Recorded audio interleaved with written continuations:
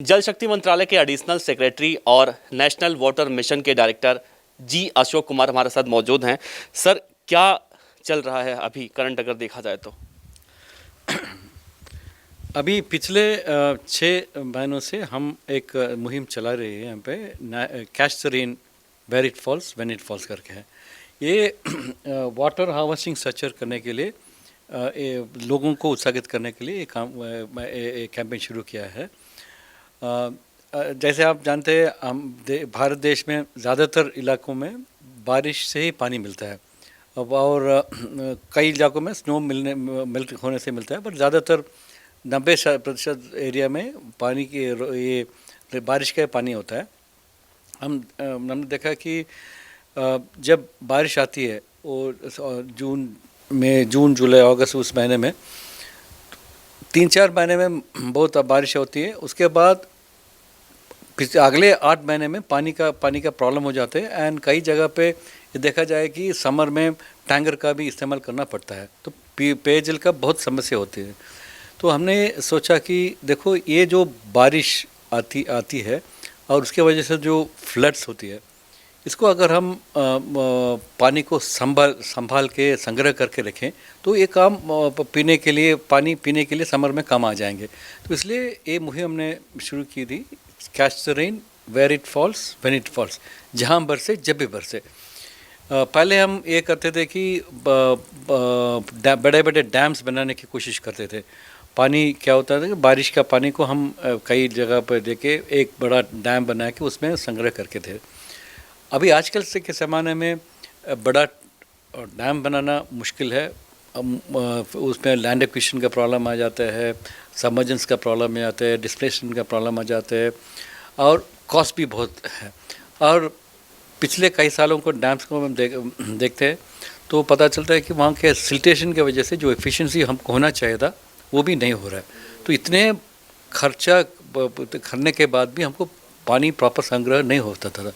इसलिए हमने सोचा, instead of this big times, क्यों ना डिसेंट्रलाइज स्टोरिंग के बारे में सोचे। तो ये catch the rain campaign is basically to decentralize water को स्टोर करने के लिए।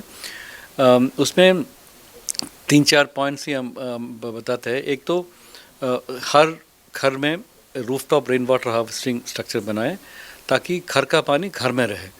आपके रूफ छत में जितने भी पानी बारिश पड़ते हैं, अपने घर के कॉम्पाउंड में जितने भी बारिश पड़े, उसको हम अपने घर में स्टोर करने की ज़्यादातर कोशिश किया जाए। अपने खेत में जितने पानी आते हैं उसी को खेत में ही स्टोर करने की छोटा सा तालाब बना के स्टोर करने की कोशिश की जाए। आगे चलकर बहुत मजबूत कदम होगा ये। अच्छा, हम पूरे देश की बात करें, आप सबसे अगर ज़्यादा दिक्कत अगर देखा जाए तो कहाँ, किस राज्य में आ रहा है, किस राज्य के किस ज़िले में आ रहा है दिक्कत? ऐसे हम पॉइंट आउट नहीं कर सकते। राजस्थान जैसे एरिया में बहुत पानी आता है। हमारे इंडिया का जो पानी का स्प्रेड, बारिश का स्प्रेड देखा जाए तो वेस्टर्न स्टेट्स लाइक राजस्थान, ऐसे जो डेसर्ट एरिया है वहाँ पे 100 मिलीमीटर रेनफॉल आता है। और ईस्टर्न एरिया जैसे नॉर्थ ईस्ट एरिया, या आसाम, मेघालय हो या अंडमान निकोबार हो, वहाँ पे 3000 mm का रेनफॉल भी आता है। केरल में भी 3000 mm का रेनफॉल आता है। तो हमारे देश में रेन का स्प्रेड एकदम 100 मिलीमीटर से 3000 mm तक रेनफॉल आता है। वो एक इश्यू है। दूसरा, टाइम फ्रेम, जैसे मैंने बताया, ये 3-4 महीने मानसून के पीरियड में आता है। बाहर के इंग्लैंड में तो बारिश राउंड द ईयर चलते रहते, उसको दिक्कत नहीं होती। हमारे यहाँ पे ये 3-4 महीने ही आता है। वो मई से जून 1 से सितंबर तक आता है। तो उस महीने में जितने भी बारिश आती है उसी का पानी को संभाल के अगले 8 महीने को यूज़ करना है। This catch the rain campaign is basically for that. अगर हम महाराष्ट्र के कुछ ज़िलों की अगर बात करें, मनमाड़ हो गया, नासिक के अंदर देखा हमने, जो गांव का दूर आंचल है, वहां आज भी दिक्कतें लोगों को होती है। लोग पानी भर भर के ले जाते हैं, चाहे वो खेतों में हो या फिर अपने घर के यूज के लिए। तो इनके लिए इनके दिशा में क्या कदम उठाए जा रहे हैं? देखो, प्रधानमंत्री अभी नया योजना भी बनाया है कि हर घर नल का जल का प्रोग्राम भी जल जीवन मिशन से शुरू किया है। तो वो भी काम बहुत ज़ोर से चल रहा है। प्रधानमंत्री का आदेश है कि 2024 तक सब घर में नल का पानी हो। तो अभी नल डालने की ये प्रोग्राम चल रहा है बट टू एंश्योर सस्टेनेंस, वो नल हो उसमें पानी आने के लिए ना पानी को संग्रह करना है, तो source sustenance is very important. इसलिए हम साथ ही साथ जितने भी बारिश उस एरिया में पड़ते हैं उसको संभालने का, संग्रह करने का ये मुहिम चला रही है। तो व्हाट हैपेंस, स्कूल्स जैसे स्कूल बिल्डिंग्स या आंगनवाड़ी सेंटर्स, अभी वहाँ पे प्रायोरिटी पे हम दे रहे वाटर टैप्स दे रहे हैं। तो इस एरिया में जहाँ पे अपने जैसे मेरा महाराष्ट्र इस एरिया में जहाँ पे पानी की कमी हो, वहाँ पे भी अभी इस मिशन के तहत पाइप डालने का प्रोग्राम चल रहा है, और पाइप डालने के साथ ही उसका सोर्स सस्टेनेंस के लिए वहाँ पे पानी जमा करने, संग्रह करने का भी योगदान चल रहा है। नमामि गंगे प्रोजेक्ट में भी आप थे। अगर हम देखें तो एक सवाल लोगों के मन में भी आता, गंगा सफाई की जो बात कही गई थई, उस दिशा में क्या काम किए गए, या फिर गंगा सफाई को लेकर अभी आगे क्या और चल रहा है, किस तरह से करना चाहिए? तो मैं तो कई महीने पहले था वहाँ, नमामि गंगे में था। उस समय देखो, नमामि गंगे के दो मेजर इशू हुआ करते थे। एक तो अबराल गंगा और अबराल धारा और नर्मल धारा के बारे में बात कर रहा था। तो ज़्यादातर पहले हम ध्यान नर्मल धारा के बारे में सोच रहा था, क्योंकि पानी बहुत गंदा हुआ करता था एंड वहाँ पे स्वेज का भी बहुत प्रॉब्लम हुआ करता था, एंड इंडस्ट्रियल वेस्ट कानपुर जैसी जगह में हुआ था। तो जब 2019 में जब we had that Ganga national Ganga council का मीट वहाँ पे हुआ था, कानपुर में हुआ था, तभी कानपुर के कई इलाकों में जो इंडस्ट्रीज टैनरीज थे उसी को, तो उसको रीसेटल करने का, ना तो उसको उससे गंदगी जो पानी में आता उसको बंद करने की कोशिश की थी। और वो शीशमाव नाला जो 14 करोड़ लीटर्स पानी, 140 मिलियन लीटर्स जो रोज़ गंदा पानी गंगा में लाते थे, उसको भी बंद करके वहाँ पे सीएम ने खुद खड़ा होकर सेल्फी भी लिया था। तो जितने भी स्वेज गंगा में आते थे उसी को बंद करने के लिए बहुत सारा प्रोग्राम्स बनाए थे। नालों में ग्रिल लगा के वहाँ से सॉलिड वेस्ट जो आते थे उसको गंगा में आने से रोकने की कोशिश की थी। नियरली 25,000 करोड़ रुपए का जो treatment plant, Suez treatment plants का भी योजना बनाया, वो चल रहा है काम। तो वो इसके लिए है, तो निर्मल गंगा के लिए, निर्मल धारा के लिए जो इंडस्ट्रियल पोल्यूशन और स्वेज का पोल्यूशन है और सॉलिड वेस्ट जो आते थे उसको बंद करने के लिए ये प्रोग्राम चल रहा है। बहुत तेज़ी से काम भी चल रहा है। अगर हम आम बोलचाल की भाषा में दो शब्दों से आपसे जानना चाहें, नेशनल वाटर मिशन या फिर जल शक्ति मंत्रालय जिस दिशा में कदम बढ़ा रहा है, कामयाबी कब तक मिल जाएगी, या फिर पूरी तरह से हम कह सकते हैं कब तक कामयाबी मिल जाएगी? ये जन आंदोलन है। प्रधानमंत्री का आदेश है कि जल का जो आंदोलन है उसको जन आंदोलन बनाने के लिए, तो हम उसी तरह उसी कोशिश में कर रहे हैं। क्योंकि जब तक ये पानी की समस्या जब तक सब लोग इसमें जुट ना जाए, ये तो सॉल्व नहीं होगा।